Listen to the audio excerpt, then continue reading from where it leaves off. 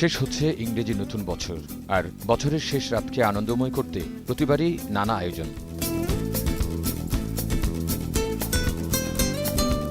এবারও হোটেলগুলোকে সাজানো হয়েছে নানা ঢঙে। যেহেতু শীতকাল, এর জন্য আমাদের পুল সাইডের দিকে একটু বারবিকিউরও আয়োজন করেছে, যদি কেউ এসে উপভোগ করতে চায় 31st নাইটটা, তো তারা এসে এনজয় করতে পারে। প্রিয়জনদের উপহার দিতে মার্কেটগুলোতে ভিড় করছে অনেকেই। পছন্দের পোশাক নিতে এসেছে শিশুরাও।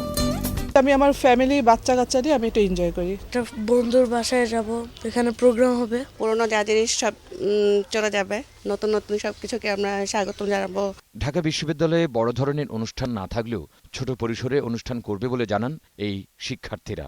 স্কুল কলেজ বা এই এডুকেশনাল যে ব্যাপারগুলো সেগুলো কিন্তু জানুয়ারি থেকে স্টার্ট হয়। সবকিছু মিলায় সবাই চায় একটু এনজয় করতে। আমার গত বছরটা কেমন ছিল, নতুন বছরটা কেমন হতে পারে, এটার অ্যানালিসিসটা আমরা মূলত 31st নাইটে এসে করি।